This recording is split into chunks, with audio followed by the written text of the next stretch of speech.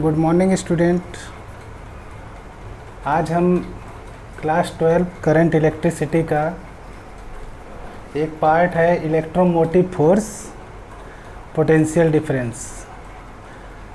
तो हमें ये जानना है कि इलेक्ट्रोमोटिव फोर्स है क्या। वैसे इलेक्ट्रोमोटिव फोर्स की सिंपल डेफिनेशन है, it is the work done by a source in moving a unit charge once around the complete circuit. ये सोर्स क्या है? सोर्स आपका ये बैटरी है। सोर्स आपकी ये बैटरी है, क्योंकि बैटरी ही हमको पोटेंशियल देती है। तो it is the work done, किया गया काम बाय ए सोर्स, किसी बैटरी के द्वारा, इन मूविंग ए यूनिट चार्ज, इस पूरे सर्किट में यूनिट चार्ज मतलब 1 कूलम चार्ज मूव करता है। पूरे सर्किट में 1 कूलम चार्ज मूव करता है अगर हम किसी बैटरी से कोई इलेक्ट्रिक एप्लायंस चला रहे हैं। This is the resistance. इसको हम लोग कहते हैं external resistance. External resistance meaning electric appliances like bulb, fan, fridge, cooler, TV, ये सारी चीज़ें होती हैं, सबका अपना अपना रेजिस्टेंस होता है। तो हालांकि हमने यहाँ पे बैटरी कंसीडर की है, आप ये 12 वोल्ट की बैटरी है, लेकिन घरों में जो लाइट आती है वो 220 वोल्ट एसी आती है, तो वो भी एक सोर्स का ही काम करती है। हम आपको इलेक्ट्रोमोटिव फोर्स एक बैटरी में समझा रहे हैं। देखिए, जब कोई चार्ज इस पूरे सर्किट में मूव करता है तो जो इलेक्ट्रिक एप्लायंस होते हैं जैसे फैन, बल्ब, वो एक रेजिस्टेंस लगाते हैं। और ये जो पॉजिटिव प्लेट आप देख रहे हैं ये आपकी एनोड प्लेट होती है, और जो निगेटिव प्लेट होती है ये कैथोड प्लेट होती है। तो होता ये है कि निगेटिव प्लेट से आयन, निगेटिव प्लेट से आयन आपके पॉजिटिव प्लेट की तरफ जाते हैं। तो ये जो आप एसिड देख रहे हैं ये एक एसिड होता है। ये एसिड भी एक रेजिस्टेंस लगाता है, मतलब बैटरी के अंदर भी एक रेजिस्टेंस लगता है। उस रेजिस्टेंस को कहते हैं इंटरनल रेजिस्टेंस। इंटरनल रेजिस्टेंस, जिसको हम लोग स्मॉल r से रिप्रेजेंट करते हैं। देखिए, एक रेजिस्टेंस बाहर होता है जो एक्सटर्नल रेजिस्टेंस होता है, जो कि हमें दिखाई देता है, और एक रेजिस्टेंस एसिड के अंदर रहता है, बैटरी के अंदर रहता है, वो रेजिस्टेंस इंटरनल रेजिस्टेंस होता है। तो किसी भी सर्किट में अगर बैटरी लगी है तो उस बैटरी में इंटरनल रेजिस्टेंस है, ये हमको जानना है। अब आता है पोटेंशियल डिफरेंस। जो पोटेंशियल डिफरेंस होता है वो बाहर लगे हुए एक्सटर्नल रेजिस्टेंस पे ही नोट किया जाता है। ये पोटेंशियल डिफरेंस जो भी हम लोग कंसीडर करेंगे वो केवल बाहर लगे हुए रेजिस्टेंस पर ही करते हैं। अब हमने यहाँ देखिए 2 फिगर बनाया है। ये 2 फिगर में हमने ये समझाने की कोशिश की है कि एक बैटरी है जो किसी एक्सटर्नल रेजिस्टेंस पर 12 वोल्ट वोल्टेज ड्रॉप करती है। क्या करती है? वोल्टेज ड्रॉप करती है। रेजिस्टेंस का काम ही होता है वोल्टेज ड्रॉप करना। तो इस बैटरी का जो ईएमएफ है इस 12 वोल्ट से ज़्यादा होगा। क्यों ज़्यादा होगा? क्योंकि इस बैटरी के अंदर भी एक रेजिस्टेंस है जो कि दिखाई नहीं दे रहा है। इस बैटरी के अंदर एक सेल है और उस सेल में एक इंटरनल रेजिस्टेंस लगा है स्मॉल आर, जो कि हमें नहीं दिखाई दे रहा है। और इसी रेजिस्टेंस की वजह से इसका ईएमएफ इस पोटेंशियल डिफरेंस से ज़्यादा होता है 13.5। तो अगर हम किसी बैटरी से कोई सर्किट कनेक्ट नहीं करते हैं तो हम ये कहेंगे कि ये जो बैटरी है इसका ईएमएफ कितना है 13.5 है। लेकिन जैसे ही इस बैटरी को हम किसी सर्किट से कनेक्ट कर देते हैं तो ये बैटरी हमें पोटेंशियल कितना देती है 12 वोल्ट देती है। यही आपका इलेक्ट्रोमोटिव फोर्स और पोटेंशियल डिफरेंस में डिफरेंस है। अब हम इसको थोड़ा सा एक सर्किट में जानेंगे।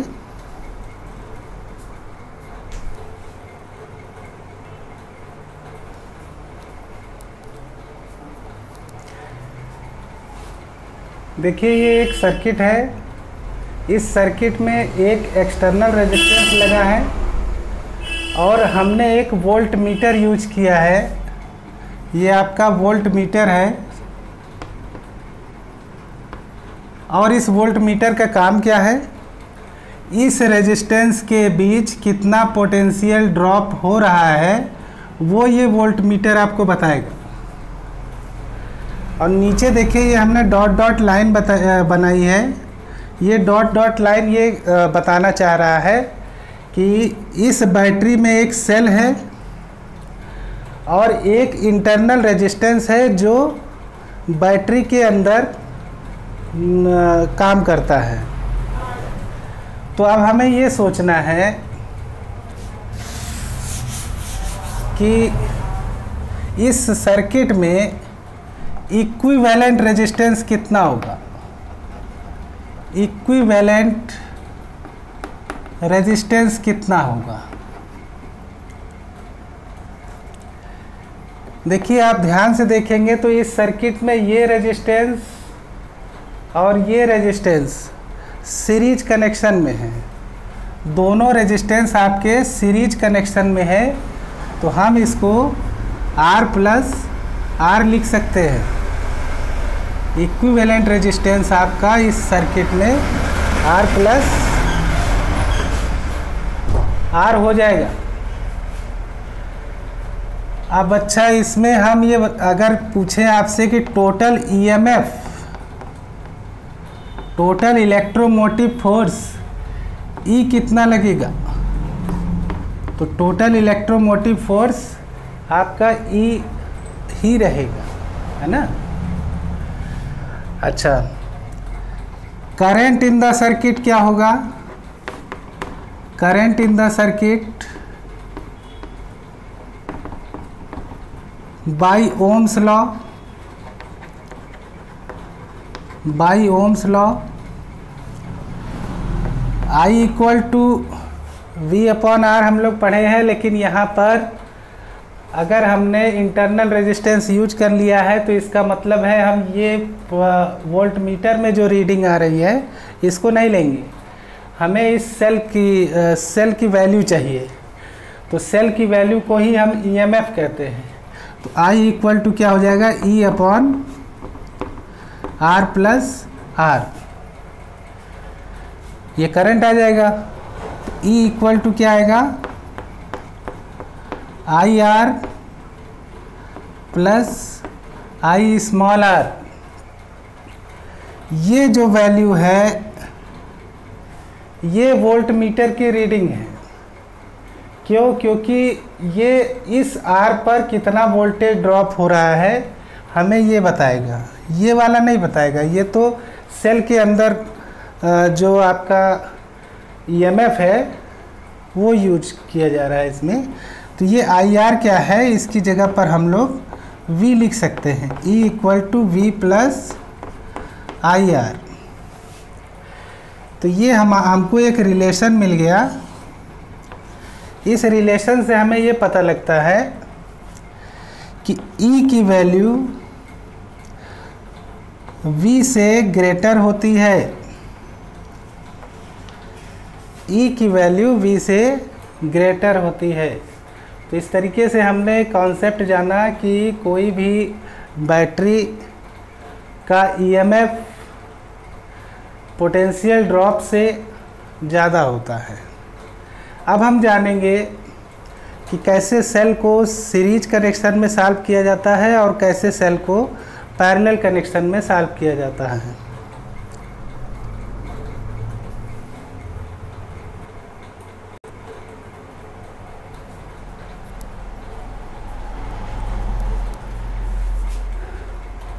Combination of cells in series.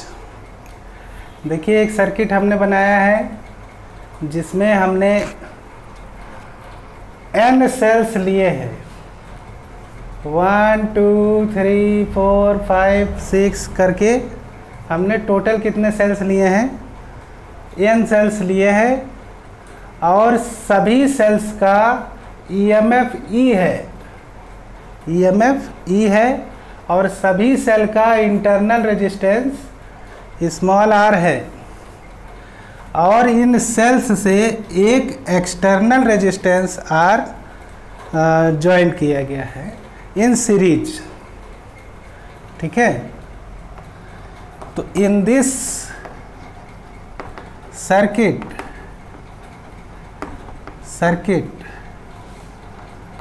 Number of cells कितने हैं, small n। EMF of each cell equal to E,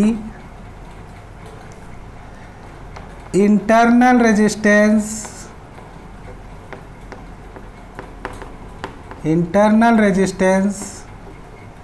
of each cell equal to small r। थोड़ा सा हमें ये सोच करके बताइए कि इस पूरे सर्किट में नेट इंटरनल रेजिस्टेंस कितना है, नेट इंटरनल रेजिस्टेंस कितना है।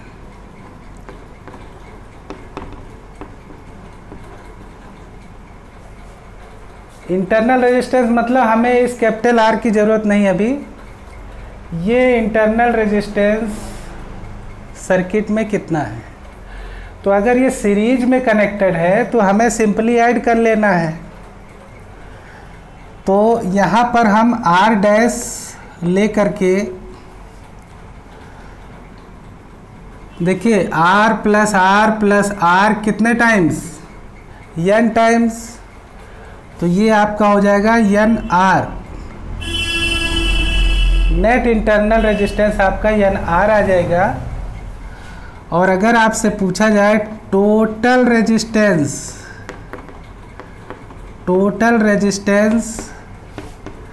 इन द सर्किट, तो बेटा ये जो आपका internal resistance, net internal resistance आया है, उसके साथ ये रेजिस्टेंस भी तो सीरीज में कनेक्ट है।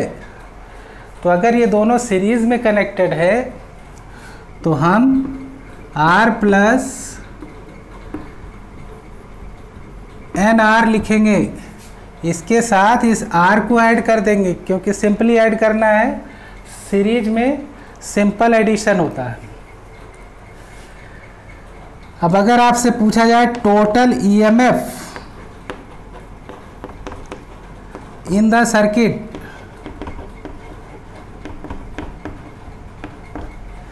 Total EMF in the circuit, तो बेटा ये भी ऐड होता है।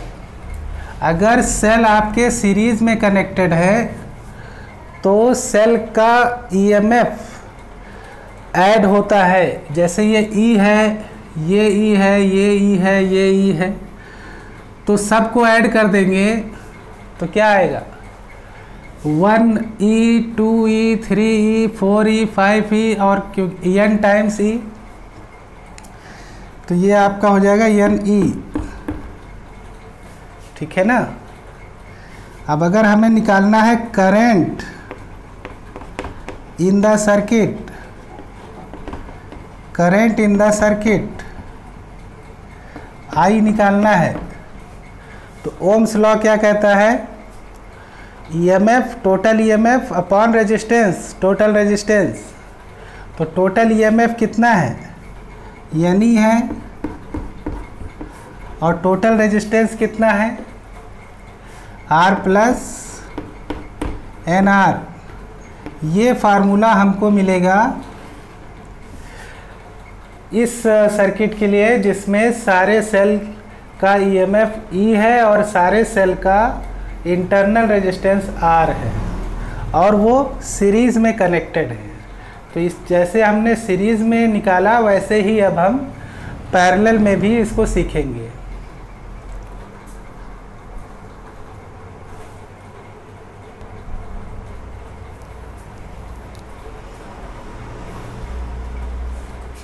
Combination of cells in parallel.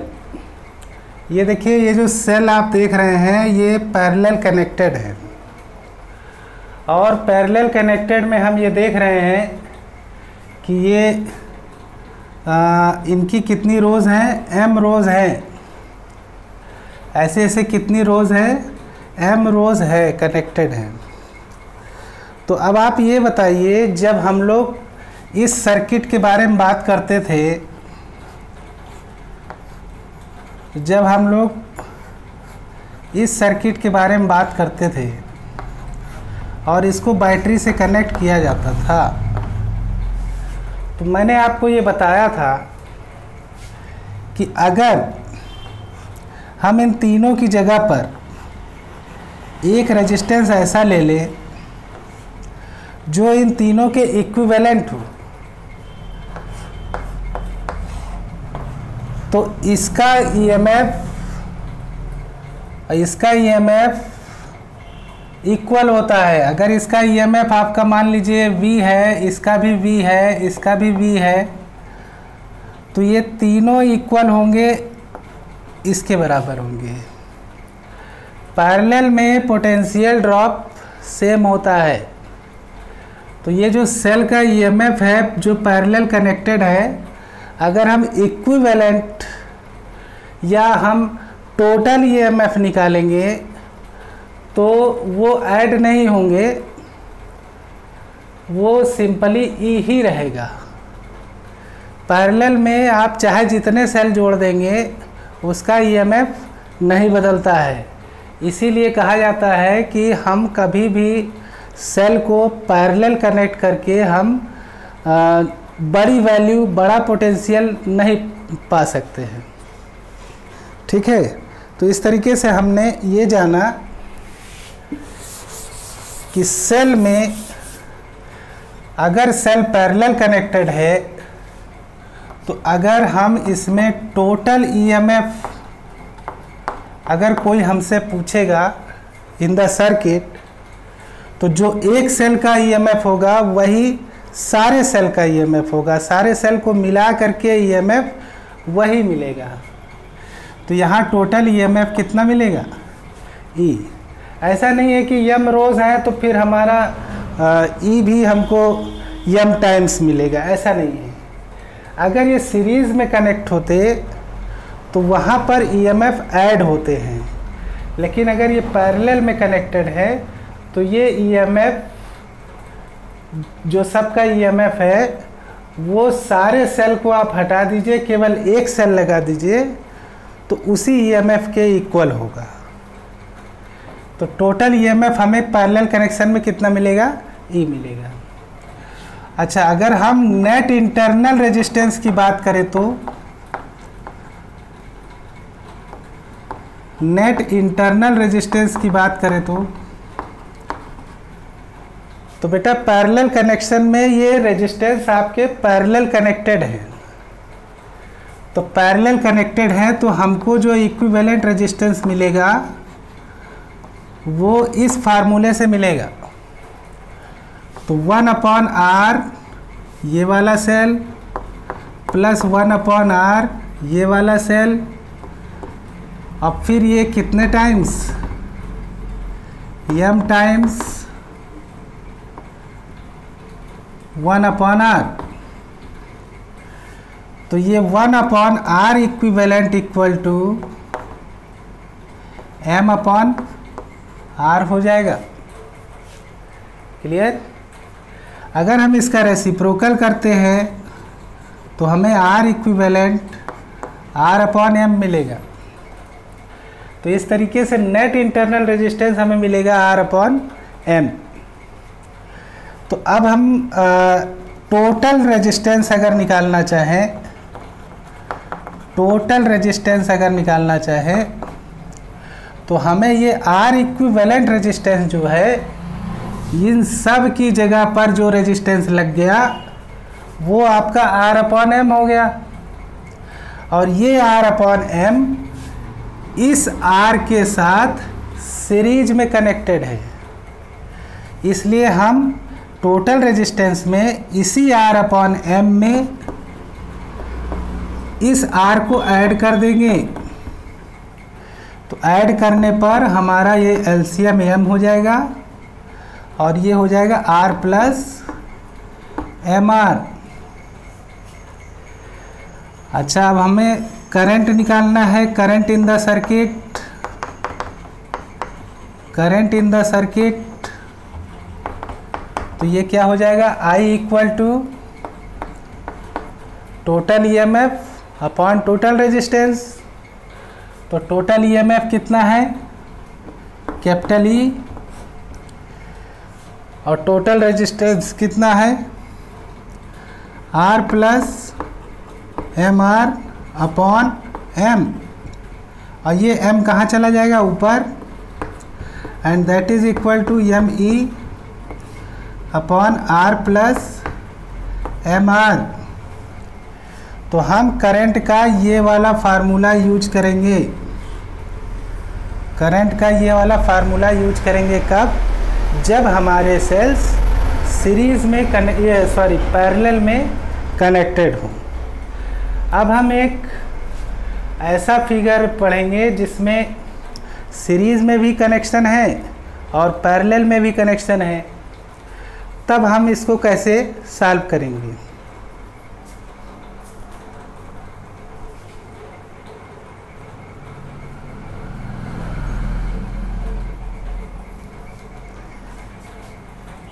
अब देखिए, combination of cells in parallel oblique series, मतलब देखिए कई सेल्स सीरीज में भी ऐड हैं और ऐसे ऐसे mth रो भी आपके सेल्स के हैं, और ये सब किससे कनेक्टेड है, एक एक्सटर्नल रेजिस्टेंस R से कनेक्टेड हैं।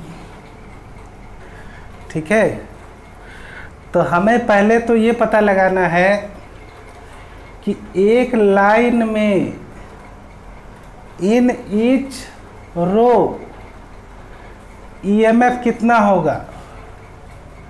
तो हमें लिखना है EMF इन ईच रो, एक रो में EMF कितना होगा। तो ये अभी हमने सीरीज में पढ़ाया था कि अगर EMF सीरीज में हम ले रहे हैं तो हम EMF को ऐड करते हैं।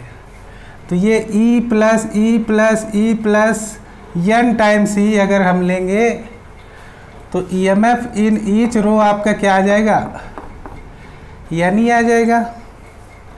इसका मतलब कि एक लाइन में जो EMF है वो NE है, तो इस दूसरी लाइन का भी EMF NE ही होगा, तीसरे का भी NE होगा, और सबसे आखिरी वाली लाइन का भी EMF NE ही होगा। ठीक है, अब हमें लेना है internal resistance, internal resistance in each row, एक रो में इंटरनल रेजिस्टेंस कितना है? तो ये बेटा सीरीज में कनेक्टेड है ना, तो हम कैसे लेंगे? R plus R plus R plus N times R. तो internal resistance in each row क्या हो जाएगा? NR हो जाएगा। तो इससे हमने ये जाना कि एक लाइन में EMF NE होगा और एक लाइन में इंटरनल रेजिस्टेंस NR होगा। ठीक है ना?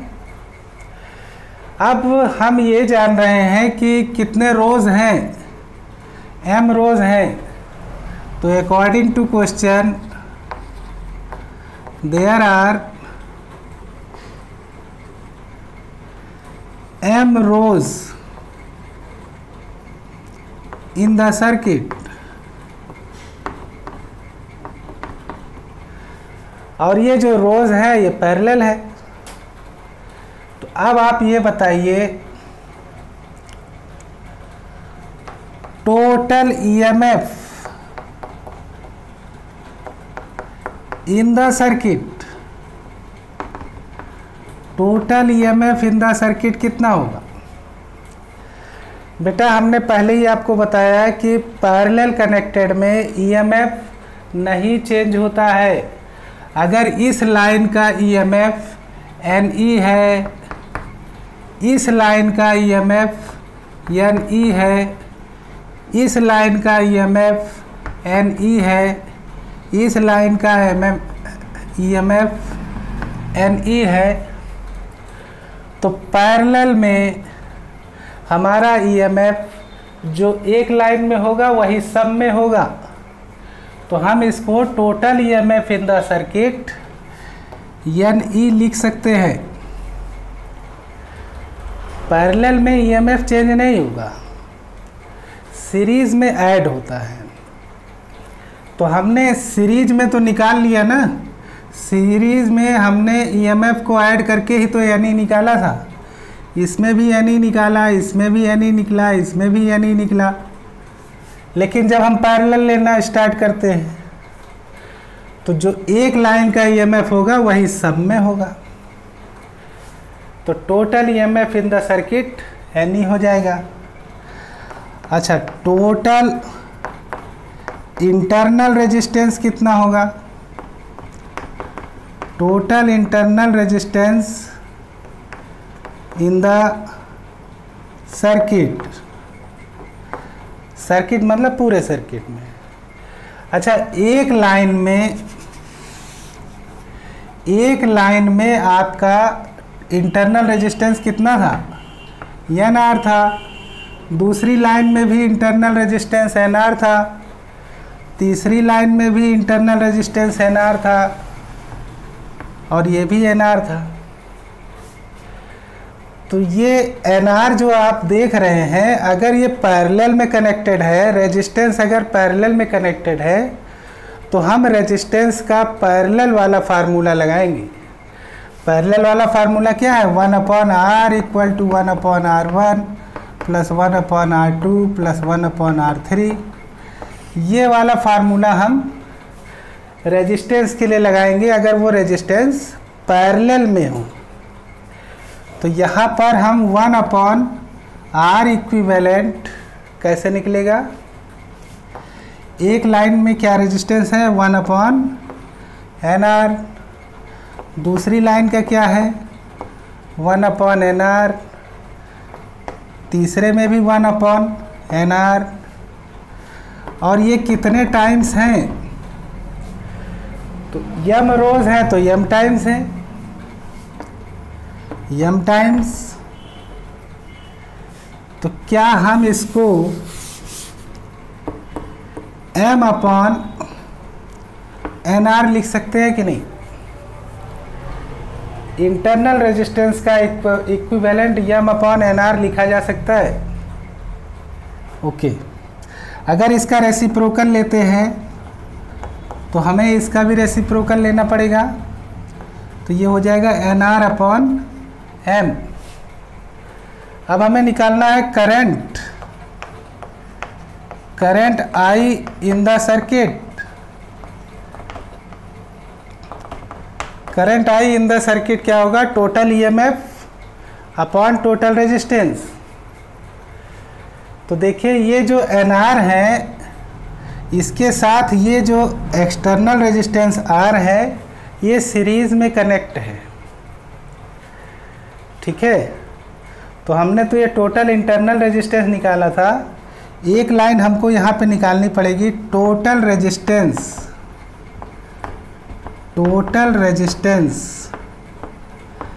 इन सर्किट। तो जो आपने equivalent resistance NR upon M निकाला है इसी में आप ये कैपिटल R ऐड कर देंगे, और जब हम इसमें M LCM लेंगे तो ये हो जाएगा NR plus M capital R। तो ये तो टोटल इंटरनल रेजिस्टेंस आया था सर्किट का, अब ये टोटल रेजिस्टेंस आ गया इन द सर्किट। तो करंट आई में हम फार्मूला लगाएंगे ये वाला, देखिए total EMF in the circuit upon total resistance in the circuit. तो टोटल ईएमएफ तो आपका हो गया NE अपॉन, और ये हो गया आपका NR plus MR upon M। अब ये M चला जाएगा ऊपर तो हमें फार्मूला मिलेगा MNE upon NR plus MR। ये करंट इन द सर्किट हमको ये फार्मूला मिलेगा। M क्या है? Number of rose. N क्या है? Number of times in series. और कैपिटल R तुम्हारा एक्सटर्नल रेजिस्टेंस है, स्मॉल r आपका इंटरनल रेजिस्टेंस है। तो इस तरीके से हमने सेल्स को सीरीज़ में ऐड करके भी हमने फार्मूला निकाला, करंट का फार्मूला पैरेलल में भी करके देखा, और पैरेलल और सीरीज़ कॉम्बिनेशन भी करके हमने देखा। तो अब इससे रिलेटेड कुछ न्यूमेरिकल्स पूछे जाते हैं। न्यूमेरिकल्स के लिए अगला लेक्चर रहेगा। आज के लिए केवल इतना ही। Thank you and have a good day. Take care.